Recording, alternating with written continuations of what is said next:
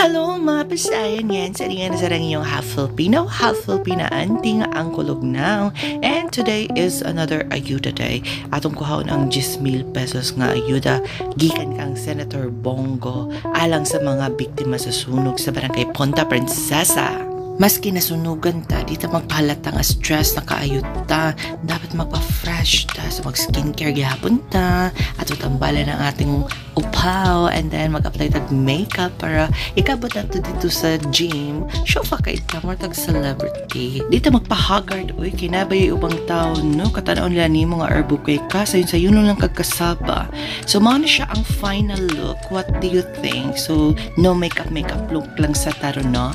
Mamasa ko bukupong ko na para di ko makuyapan ikabot dito and then ato sang ipa-photocopy ang mga requirements o diba? Certificate of indigency. And then mauna siya na itabo diri mga pasayin niya. So pa-show pa ako mahagar today ko ikabot diri. Elmuot kaayo and then mauna siya kong OTD and I'm with my special guest, Mama. Hello, Mama. And then ubay-ubay sa mga biktima no ang ni-claim karon sa mga hinabang gikan kang Senator Bongo. Hangyan ko sa tanan na nahumana sa requirements o wala na yung angay panglihokon unsay buhaton mag-plastar o lingkod. Ini kawas ni Kuya Bongo unsay buhaton? Ikaw si Kuya Bongo. Okay na mo? Ang family heads mudawas po 10,000 pesos isip financial assistance ikan sa ating gobyerno. Sir, anong gobyerno ng abigan mo? Gita na ang senador. Kaya akong karoon o dapat inyong masaktan. Tanang ayuda sa gobyerno, tanang financial assistance ng pangunahan sa gobyerno, dili sila ang taniyan. So, kaning kwanta na yung magawang karoon, dili tagiya si Senator Bongo, dili sa tagiya si Presidente Duterte, dili sa kami ang tagiya anak.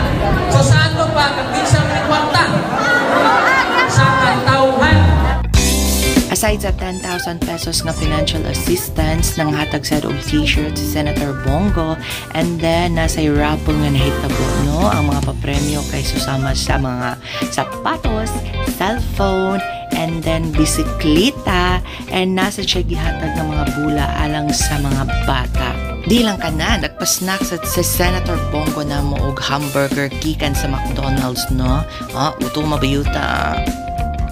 Palakpakan nato, Mr. Manasakit, Senator Kuya Bongo!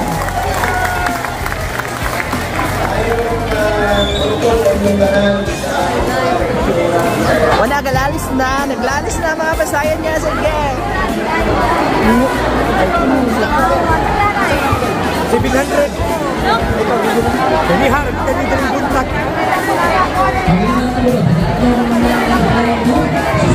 Nakagubot na sila sa pa.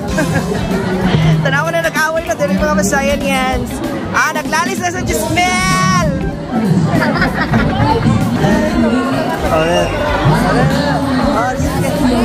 Sige, paglalis mo.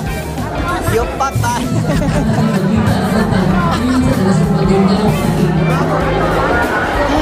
Nakagubot na ditong gapita mga pasayan yan. Kaya kinsa ba dyan mo una sa linya?